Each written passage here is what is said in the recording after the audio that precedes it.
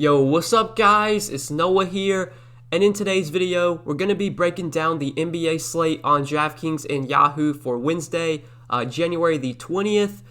Now, we do have a really big slate for Wednesday. We got 10 games, so I don't want to waste much time. Just before we get started with the video, guys, as always, please hit that like button down below. I do appreciate all the likes.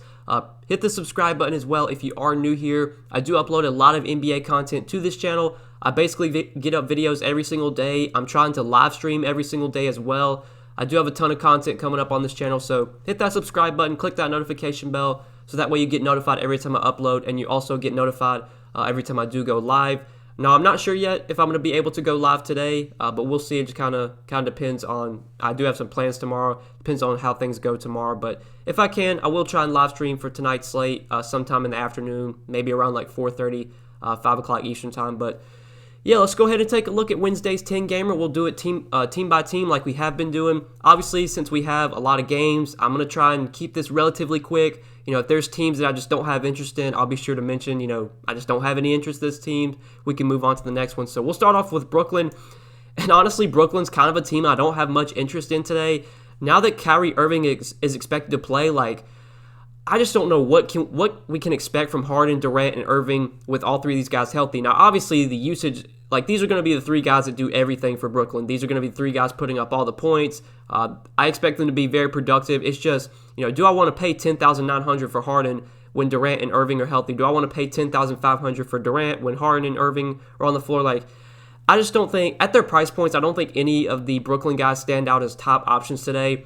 Now, sure, you could get a 55, 60-point game from one of them, but, you know, on this slate, I think those other studs I'd rather pay for. I think the one guy I have the most interest in from Brooklyn is DeAndre Jordan. He played 38 minutes last game, which I have no idea if that happens again, but this is a matchup that suits up pretty well for Jordan. Going up against Cleveland, who does play pretty big, they're going to have one of one of Jared Allen or Andre Drummond on the floor at all times. We know Larry Nance is on the floor a lot. I mean, Cleveland just has a lot of big bodies. I expect Drummond to play, you know, a good amount of minutes. When he's not on the floor, Jared Allen will be on the floor, so they're going to need Jordan's size out there. This could be another game where we see Jordan play over 30 minutes, and he's been productive when he does get minutes. He's the starting center now for the Nets, so the opportunity should be there. Even at 5,500, I think he is still viable on the slate, so I do like DeAndre Jordan. I think he's the one guy I have the most interest in from Brooklyn, but like Joe Harris, Jeff Green, just none of these guys really stand out as top options on a 10-game slate. I mean, Jeff Green played 37 minutes last game, but he still only had 24 DK points. These secondary pieces from Brooklyn, they're just not going to be that productive on a point-per-minute basis, to where we really want to go out of our way to roster them. You know, sure, if they're some last guys into your lineup, then they're fine, but this doesn't feel like a slate where I'm going to have a ton of exposure to Brooklyn, outside of maybe DeAndre Jordan, who I actually do have some interest in. But let's go ahead and move on to the other side, the Cleveland side. Cleveland's kind of another team that I just don't have a ton of interest in today. Drummond, this is a great spot for him against Brooklyn. Brooklyn's always been a team that struggled against bigs. You know, we've seen centers have really good games against Brooklyn. But now that Jared Allen is expected to play, I don't know how that affects Andre Drummond. You know, will Andre Drummond lose minutes because Jared Allen's in the rotation? I think that's probably likely. I don't think we're going to get 36 to 38 minutes from Drummond. I think he's more likely going to play 32 to 34, which definitely hurts his upside now that he's 9,900. I mean, we need those 38, 40 minutes from Drummond, and I just don't know if we're going to get that. So at 9,900, if Drummond was cheaper on the slate, I think I'd have a lot more interest, but not too much interest at that price point. You know, Sexton and Garland are both questionable. If they play, I don't really have much interest in them. If they're out, I mean, that doesn't affect too much. Sure, we could target Damian Dotson, but on this slate, he doesn't really stand out as a top option. I think Larry Nance, you know, assuming he sticks in the starting lineup, I doubt Jared Allen starts alongside Drummond. I don't really see them doing that, so I'm assuming Larry Nance is going to stick in the starting lineup. He should still get pretty good minutes as a starter, and he's been productive this season on a point-per-minute basis. He's probably the one guy I like most from Cleveland, given the pricing, 6,400, but nobody from Cleveland stands out as a top option either. Really, this game as a whole, I'm just not that interested in, outside of maybe DeAndre Jordan and Larry Nance. Those are kind of the two guys I like most from this game. But we can go ahead and move on to the next one, Dallas and Indiana. We can start off on the Dallas side. So Dallas is a team I do have some interest in today, specifically on Yahoo. We'll talk about some guys that are too cheap there. Obviously, it starts off with Luka at the top. I mean, Luka's always a viable pay-up option. I don't think on this slate he's going to be someone I go out of my way to play. It's not the best spot on the road against the Pacers. But obviously, Luka has massive upside. He's a guy you can basically pay up for any slate. I never feel bad putting Luka into my lineups. Just given the other studs that we have that we're going to talk about later, I don't think Luka's my top option today. He'll still be in my player pool, but I don't think he's going to be someone that I really, have my night rely on. I don't expect him to be like my top owned stud. There will be other guys that we talk about that I do like more. But Kristaps Porzingis, I think he's the guy that really stands out from Dallas. He's basically seen his minutes restriction, go out the window. He's no longer limited. He's played 33 and 32 minutes their last 2 games, 34, 40 Draftkings points. And last game was a blowout against Toronto. They lost that game by 23 points, and Porzingis still played, 32 minutes. So I think we're probably going to get like mid to high 30s minutes, so pretty much normal minutes from Porzingis. At 7,900, he is definitely viable if he's going to be getting his normal minutes now. But he really stands out on Yahoo. He is still way too cheap on Yahoo. He's only $24 over there. If you just look at the Yahoo pricing, look at the guys priced, around him. I mean, he's the same price as Rashawn Holmes. He's $1 less than Jared Allen. He's $1 less than DeAndre Ayton. I love Porzingis on Yahoo. I think he's just way too cheap over there. Stands out as a top play at only $24. I'm going to have a ton of exposure to Porzingis. It seems like the minutes restriction is gone, and we know when this guy is playing 35, 36 minutes a night, he has easy, 45, 50-point upside. So really like Porzingis, mainly on Yahoo where he's so affordable. Still a fine option on DraftKings, but he does stand out more on Yahoo. But really, once you get past like Luka and Porzingis, I mean, there's not much else that I love from Dallas. Like Jalen Brunson started last game, and he's still pretty cheap. He played 27 minutes, had 20 DraftKings points. He's a fine value play, but there's better value on the slate right now that I would rather target that I think gives you more upside. Really, that's probably it for me from Dallas. I don't have too much interest in any of these secondary pieces. Now, on the Pacers side, we do have some injury status or an injury to watch here. Miles Turner is questionable. He did miss their last game. We saw them move Domantas Sabonis down to center, and Sabonis started at center, and then Doug McDermott moved into the starting lineup. I'd assume that would be what they do again today if Turner is out. If Turner is out, that does give a nice boost to Sabonis, and he would become a really good pay-up option. He's 9,800, so it's not like he's that cheap, but Sabonis has massive upside. It was a blowout, a game they got, their butts kicked by the Clippers, and Sabonis still had 50 DraftKings points in 34 minutes. Like, the guy's just going to be so productive when he's on the floor. If he gets to start at center, and if Turner's out, like, that's just an even better, that's even better for Sabonis because he's even more productive when he plays at center. I do like him quite a bit. He's someone, you can basically play every slate just because he's so solid, he's so productive, but he does get a nice boost if Turner's out. So I think I would prefer for Turner to be out before I pay, nearly $10K for Sabonis. Malcolm Brogdon at 8,300, another guy that's viable but doesn't feel like a top option on this slate, given, this isn't a game I really want to be too heavy on. I think Porzingis stands out from the Dallas side. If Turner's out, you can pay up for Sabonis. You can maybe go to Brogdon, but that's kind of it for me from the Pacers. Like, I guess if Doug McDermott starts again with maybe Turner out, he could be someone you target, but he's up to 4,700 now, so I don't love him at that price point. Not really going to be on Justin Holiday on a 10-game slate, so that kind of does it from the Pacers. I'm trying to fly through these games. If there's just teams I don't have much interest in, I'm going to make sure to, note that. So moving on to the next one, Boston and Philly. Starting off on the Boston side, Jason Tatum does remain out for this team while Kemba Walker is back. He did play on Sunday, I believe that was. He played Sunday against the Knicks. That was the last game they played. I believe that was Sunday. Yeah, that was Sunday. So Sunday against the Knicks, they got their butts kicked. They lost by 30. Kemba Walker did make his season debut, played 20 minutes, 22 DK points. Obviously, he's not someone we're really going to consider on this slate, especially if his minutes are still limited. Obviously with that being a blowout, that probably cut his minutes. But I would assume they're still going to limit him a little bit early on. So I'm assuming Kemba's going to be limited, which doesn't make me have much interest in him at 6,500. But Kemba coming back, and now that he's back in the starting lineup, that does affect Jaylen Brown. Now, obviously, Jaylen Brown has been playing insanely well this year, and with Jason Tatum still out, Jaylen Brown does get a nice boost with Tatum out. But I think with Kemba Walker back, that at least affects Jaylen Brown enough to where he's not a top option for me at 8,700. Now, he is still someone I want to have in my player pool because we have seen Jaylen Brown has massive upside, 50-plus point upside basically every night. With no Tatum, he should get more usage. I just think with Kemba back, that's one less guy that could take usage away from Jaylen Brown. Although if I'm targeting someone from Boston, he's the guy that I want to get to. There's enough value today where we can definitely pay up for multiple stud options, and there could be even more value opens up as the day goes on. So I do like Jaylen Brown. He's not a top option given that Kemba's back. We have so many other games, but I still do like him quite a bit at 8,700. Really don't have a ton of interest in anyone else though on the Boston side. Like, just none of these guys stand out as top options on a big slate like this. With Tatum out, that benefits Brown, that benefits Walker, but Kemba, his minutes are limited. Brown, we obviously talked about, is in play. Grant Williams may start, but I don't want to play Grant Williams on a 10-game slate, so that kind of does it for Boston.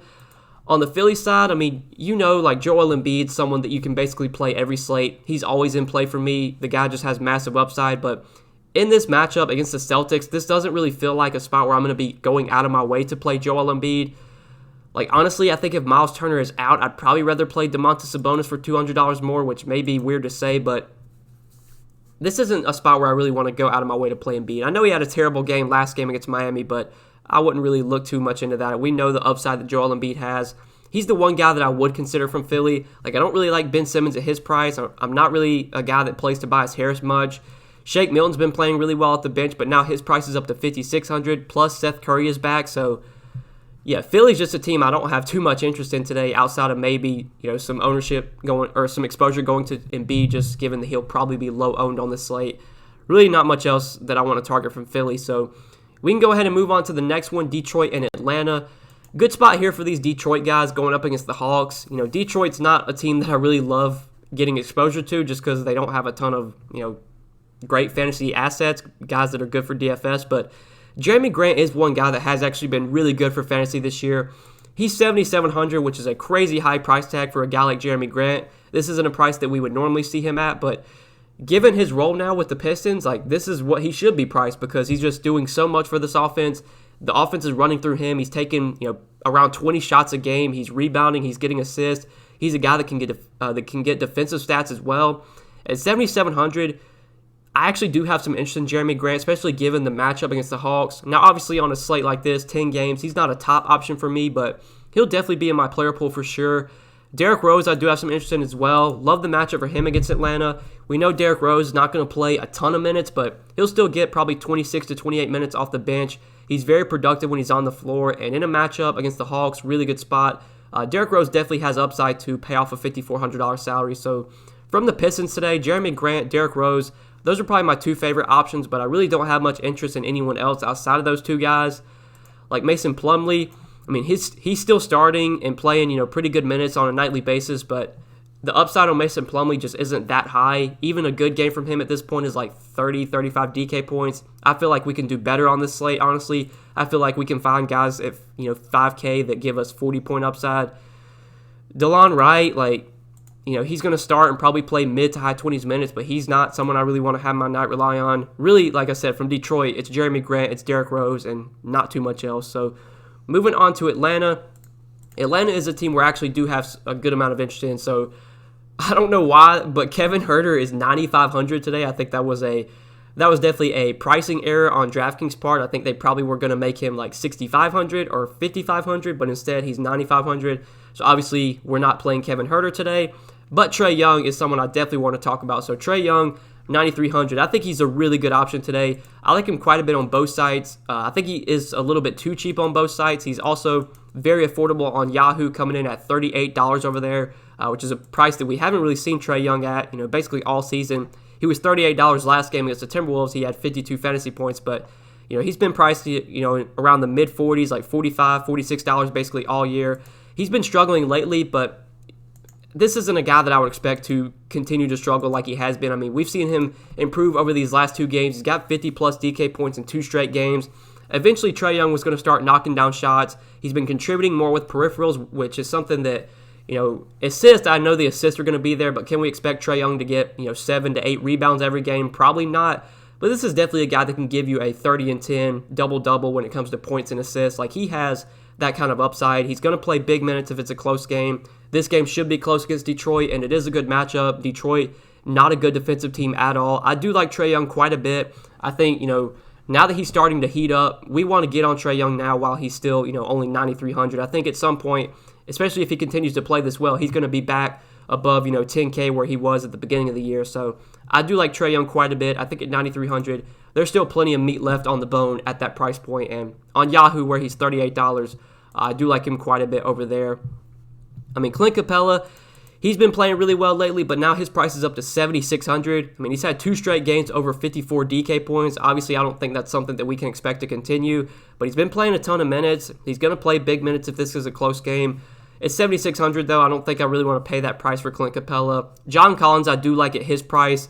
This is someone that I've lost so much money on this year. Like, God, I feel like I play John Collins basically every slate, and he never does well, but the price just keeps coming down. It's a good matchup against Detroit. I do like John Collins. Him and Trae Young are probably my 2 favorite guys from Atlanta. Hunter, Reddish, I don't think these guys look like, top options for me. I mean, I think Reddish, I think he started last game. Like, he's been starting recently, but he's just not a guy I want to go to on a 10-game slate. DeAndre Hunter's been playing really well this year, but at 6,200, he's not, a top option for me. Really, I think on the Atlanta side, it's Trae Young, it's John Collins. Those are the 2 guys I have the most interest in. Capella, if he's cheaper, I would like, but at 7,600, I think that price tag's just a little bit too high for my liking. So we can go ahead and move on to the next one, Miami and Toronto. We'll start off on the Miami side. So on Miami, Jimmy Butler remains out while Tyler Hero is questionable, and I believe Goran Dragic is probable, if I'm not mistaken. Yeah, he's probable, so he's expected to play. So really the big injury to watch here is the status of Tyler Hero. We did see Goran Dragic move into the starting lineup last game with Tyler Hero out, and he played pretty well, 33 minutes, 31 Draftkings points. At 5,700, if Tyler Hero remains out and Dragic starts again, I think Dragic would definitely be one of my preferred options from Miami to target. I know Bam Adebayo had a really good game, and he's been playing really well recently with Jimmy Butler out. Obviously, with Jimmy out, he does benefit. In a matchup like this against Toronto, not a great, pace game. I mean, this should be a pretty low-scoring, slow-paced game. There's not a ton that I love from this game as a whole, but on the Miami side, Bam is a fine spin-up option, but there's probably other guys I'd rather go to. Probably my favorite guy from Miami is Dragic. If Tyler Hero's out, I think Dragic is my favorite guy to go to from Miami. But really past that, there's nothing else that I really like from the Miami side that at least that stands out to me looking at this slate the night before. So we can go ahead and move on to the other side. We can go ahead and talk about the Raptors. So on the Raptors, I mean, you got Siakam, Lowry, Van Vliet. Obviously, these guys, we know they're in terms of production, they're very similar players. Most nights you're going to get similar production from all 3 of them. In a matchup against the Heat, none of them stand out as top options for me. There are guys that I'll sprinkle in across all my lineups, but none of them, I'm not going to have my night rely on any of Siakam, Lowry, or Van Vliet. Chris Boucher, though, I still do like quite a bit. He just continues to smash, man. Even though he's been coming off the bench, the dude just puts up monster numbers. Last game off the bench, 28 minutes, 46 Draftkings points. I mean, he's doubled in 2 of his last 3 games. He should have had a double-double in that game against the Hornets. He was 1 rebound short. But he's been coming off the bench recently, and the minutes have still been there. He's going to play probably 28 to 30 minutes, if not more, if this is a close game. Now, obviously, this is not the best matchup against Miami, but Boucher is such a productive player on a point-per-minute basis that he can give you 45, 50 DK points in 30 minutes. I keep saying this, but I think eventually at some point we are going to see Boucher move into the starting lineup and be, a guy that plays probably 32, 34 minutes a night. Once he gets to that point, I wouldn't be surprised at the end of the year if Boucher is like an 8K, 9K player because the dude's going to be so productive when he's on the floor. He can score, he can rebound, he can block shots. He basically does everything you want. Honestly, he's my favorite guy from Toronto today. Really, outside of Boucher, there's not much that stands out for me. They did release Alex Len, so that does help Boucher a little bit. With Alex Len no longer on the team, that's one less guy that could be there to take minutes away from him.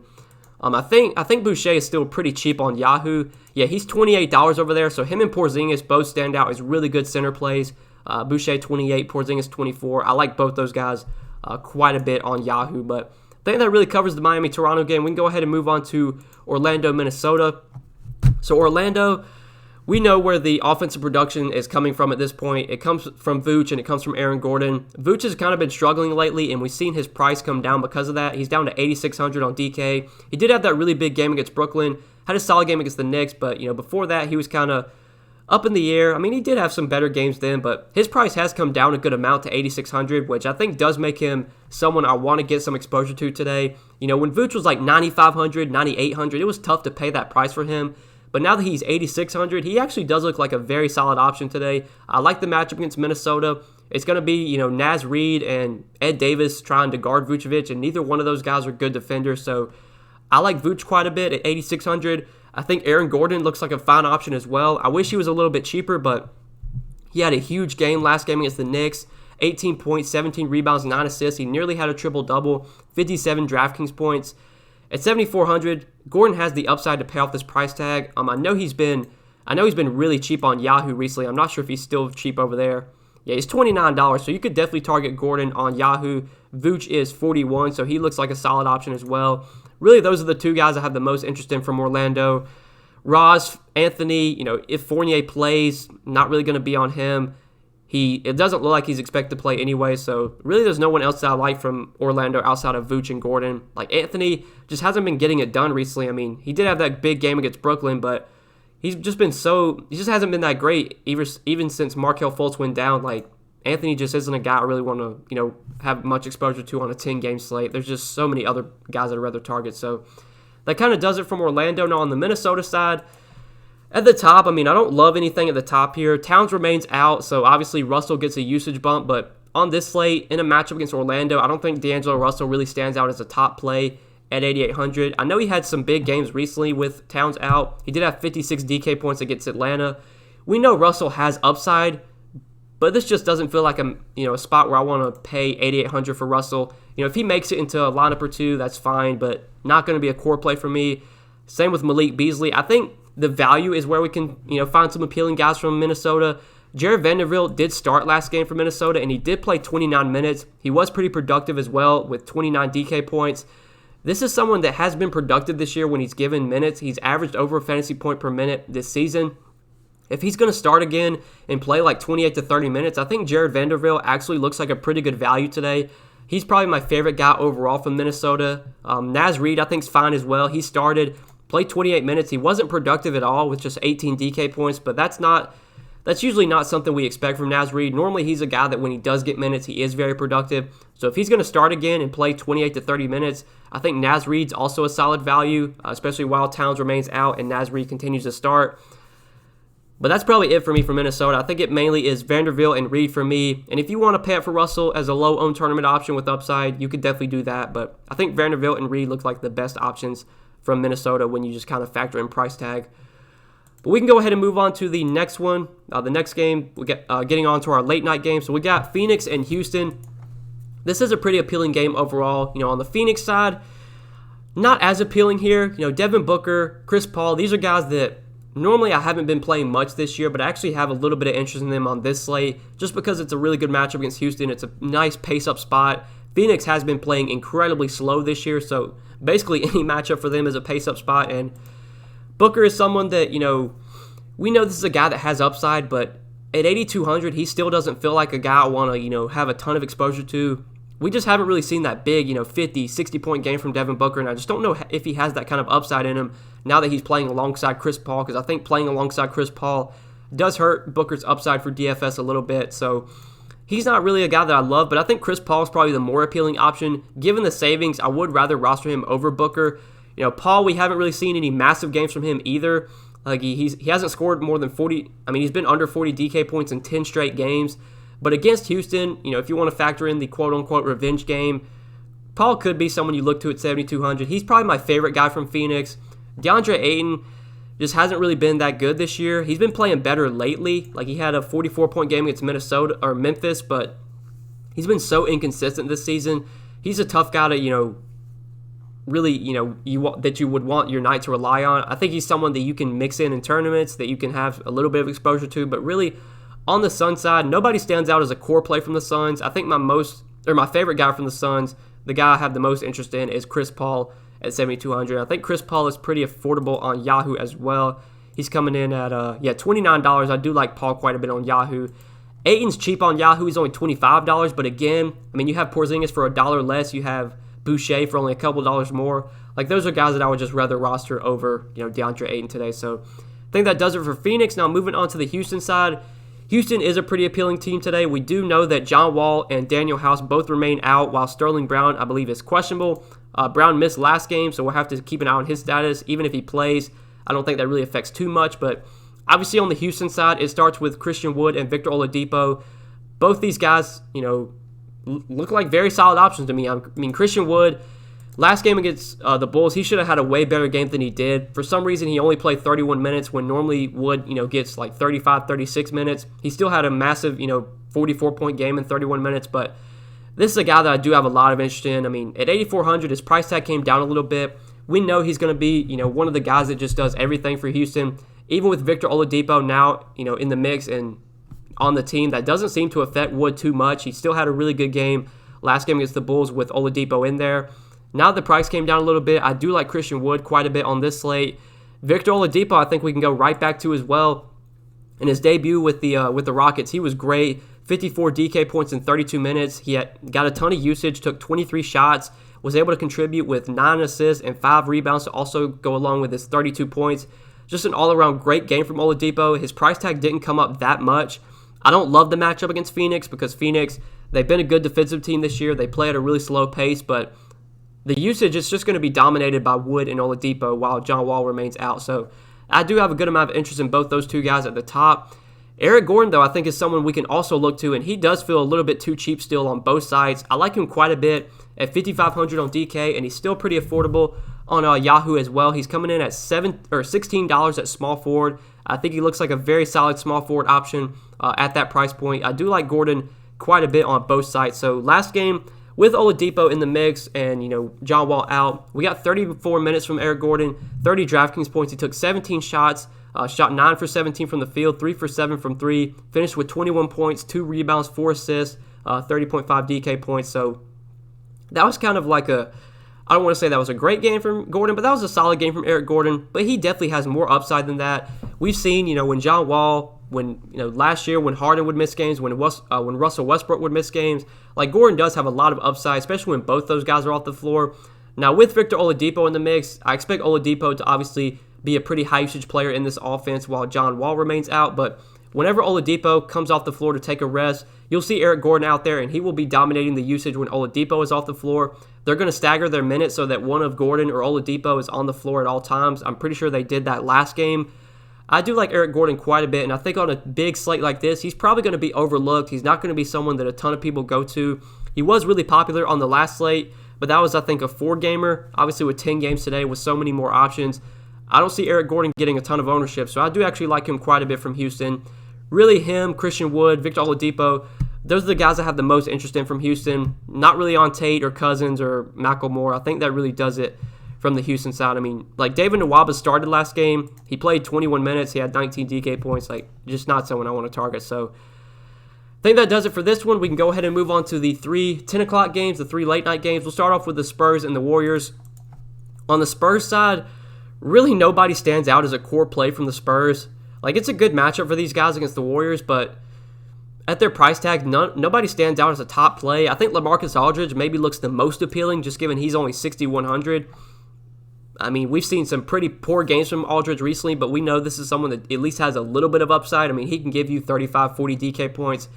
He's probably my favorite guy from the Spurs, just given his price tag. Like, I don't love DeRozan at his price. I don't love Dejounte Murray at his price.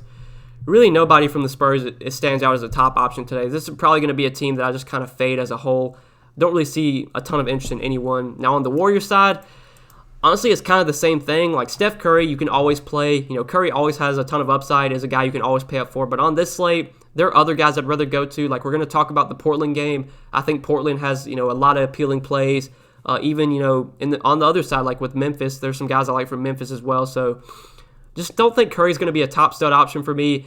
Andrew Wiggins is questionable, so I guess that is something to monitor. If Wiggins winds up out, then that does help Curry a little bit. Also would help Kelly Oubre. We did see Kelly Oubre have a really good game last game. Played 37 minutes, had 37 DraftKings points. I believe he was playing with the second unit last game, and that's something that Steve Kerr said is going to continue. So maybe with Kelly Oubre now playing with the second unit, whenever Curry's off the floor, they'll have Oubre out there. Maybe that'll help to, boost Oubre's numbers. He'll be more productive now that he's playing with the second unit, and he'll get to dominate the usage. Obviously, he's still going to start, but, he'll come out early on in the first quarter. Like, he'll sub out maybe with 5 or 6 minutes left in the first quarter. Curry will play out the entire first quarter, and then when Curry goes on the bench to take a rest, that's when Oubre will come back in, and then Oubre will get to run the second unit with, in the second quarter. So with him now running the second unit, I think that does help his upside for DFS, and we saw that last game. At 5,500, he's probably my favorite guy to target from the Warriors tonight. Draymond Green, I don't mind either at his price point, but I think I probably would rather get up to Kelly Oubre if I can. But Draymond's still a little bit too cheap. This is a guy that does have 30, 35-point potential easily, and at 5,400, that's pretty solid at his price tag. Still not a top option for me. I don't think really anyone from the Warriors is a top option, but Oubre's in play for sure. Draymond Green's in play for sure. James Wiseman is still cheap, and he was dealing with foul trouble last game, which really just killed him. He only played 13 minutes. He had 5 fouls in 13 minutes. The minutes were trending up before last game, so I think in this one we should expect probably 26 to 28 minutes from Wiseman. At 4,600, he's not the worst play, but still not like a top option for me. So I think that kind of does it from the Warriors. We'll go ahead and move on to the Kings and the Clippers game. Now on the Kings side, I mean, given the pricing, like nobody on the Kings stands out as a top play. Marvin Bagley's expected to play. Whiteside's questionable, but that doesn't really affect too much. Obviously, the usage is dominated by De'Aaron Fox, but now that De'Aaron Fox is up to 8,900, like he's not someone I want to, have a ton of exposure to at that price tag. I think he looks way more appealing on Yahoo. If you play over there, De'Aaron Fox is only $32, so I think that's a much more appealing price tag for De'Aaron Fox. Really, I don't love much from the Kings outside of maybe some exposure to Fox on Yahoo. Moving on to the Clippers, though. The Clippers are another team I just don't have a ton of interest in. Like Kawhi, PG, it's a good matchup for these guys. The Kings have been terrible defensively this year. They're playing at a really fast pace as well. I mean, getting a matchup against the Kings right now, that's like one of the best matchups that you can get. So it is a great spot for Kawhi and PG, but these aren't guys that I really go out of my way to play when they're both healthy, and especially not on a big slate like this where we have so many other stud options. Like, I don't see anything from the Clippers that stands out, even though it is a good spot for these guys. Like Ibaka was out last game and Zubac started, but now that Ibaka's back, I don't have any interest in Zubac.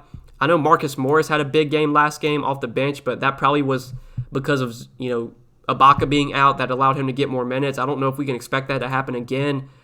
Obviously, if I'm going to play anyone from the Clippers, it's going to be Kawhi and PG, but neither one stands out as a top play today. Really, there's not a ton that I love from this game, even though it's got a high total. Like, the pricing in this game just makes everyone to a point where they're not, top plays given how, expensive they are. So I think we can go ahead and move on to the last game of the slate, Memphis and Portland. Now, this is probably one of my favorite games on the slate to target. There's guys I like on both sides. Starting off on the Memphis side, I think Ja Morant looks like a really good option today. His price is down to $7,300 on Draftkings. He returned from injury in that game against Philly, played 31 minutes, had 26 DK points, and then after that game, he played against Phoenix, 34 minutes, 41 DK points. It doesn't seem like he's limited at all. He's going to play his normal minutes in this game. Great matchup against Portland. Like, Ja Morant is too cheap for this matchup. He looks like a top play today. I like him a ton on DK at 7,300.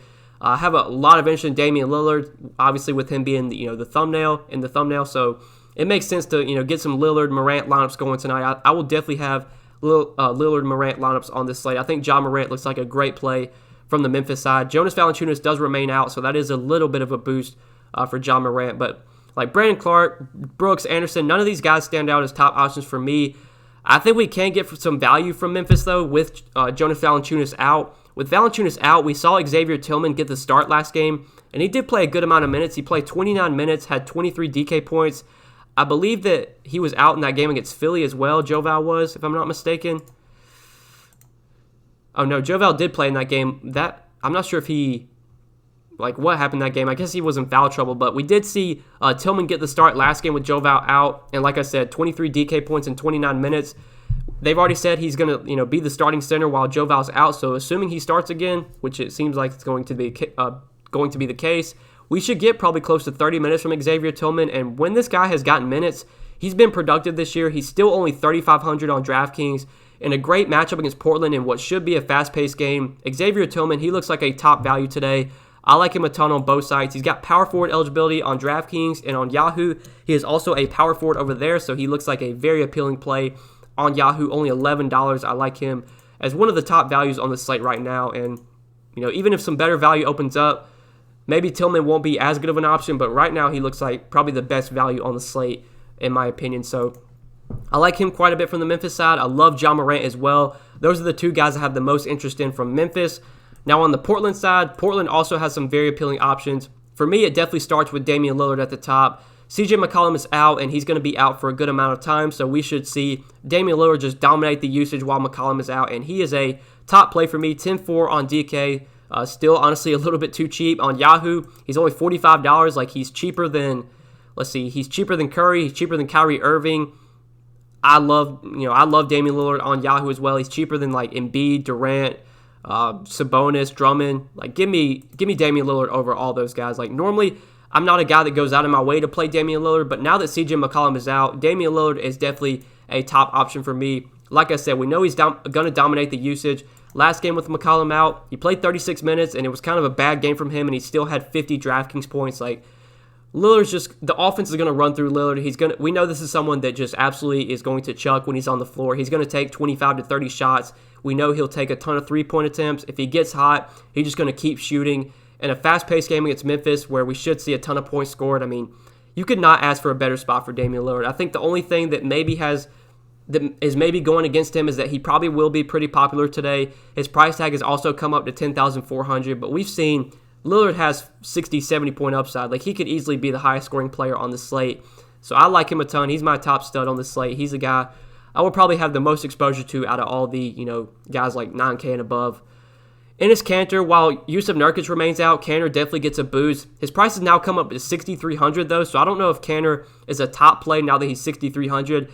But the minutes have been there. He's played 29 and 27 minutes the last two games with Nurkic out. I assume we probably get like 26, 28 minutes from him today. He could still give you, 35, 40 DK points in 28 minutes. He's that productive of a player. So Kanter is still viable for sure. On a big slate like this, he's not someone that I'm going to have a ton of exposure to, but I will still be mixing him in across all my lineups. I think he's still pretty affordable on Yahoo, if I'm not mistaken. Yeah, Kanter's $21 on Yahoo, so I think he does look like a pretty good play on Yahoo. But there is some value that we can talk about from Portland. So with Yusuf Nurkic out, that does benefit Carmelo Anthony. Anthony should get more minutes with Nurkic out. They can run like small ball lineups and play Anthony at the 5 with Nurkic out. He got 26 minutes last game, had 27 DK points. We've seen him have some good games this year when Nurkic has missed. I know Nurkic got hurt in that game. I can't remember what game it was he got hurt in, and Melo had like a really big game off the bench. I think it was the Toronto game. Melo had a really good game off the bench in that one, but he's going to come off the bench, probably play like 28 minutes. He should get some time at center. Like, he should be really productive now that Nurkic is not out there. So I don't mind Anthony as a value play at $4,700. And then with CJ McCollum out, that definitely benefits Gary Trent Jr. and it benefits Rodney Hood. Rodney Hood, I think, is the guy that I prefer between the two. He started last game in place of CJ McCollum, and they've already come out and said that he's going to be the starter while CJ McCollum remains out. Played 25 minutes, had 28 DK points, took 14 shots. He was pretty hot from the field, 64% from the field, but if Hood's going to keep starting and playing, close to 30 minutes at $3,800, he looks like a pretty good value on the slate as well. Maybe some better value will open up, but I do like Rodney Hood quite a bit as a cheap play. I think he does look like a very strong option at $3,800. Going with him and Tillman, that's going to allow you to get in Dame, Trae Young, John Morant, these guys that I do like quite a bit. So I do like Rodney Hood as a cheap play with McCollum still out. He should definitely benefit. The minutes should be there, and we know Damian Lillard's going to dominate the usage, but somebody else is going to have to take shots outside of Lillard, and I do expect Rodney Hood to be able to get some shots up while he's in the starting lineup. So that's kind of what I'm liking for tonight's 10-game slate. We broke everything down team by team, guys. Hope you enjoyed the video. I do appreciate you watching. If you enjoyed, hit that like button down below before you get out of here. Hit the subscribe button as well. Be sure to click that notification bell so that way you do get notified every time I upload. You never miss out on any of my new videos. And if you do enjoy my videos, I forgot to say this at the beginning of the video, but you can check out my Patreon, which is linked down below in the description. I do have a lot of additional content on Patreon, so if that is something that interests you, be sure to check that out, linked down below in the description. But best of luck tonight, guys. Thanks so much for watching. I hope you enjoyed, and we will see you in the next one. Good luck, guys. Peace.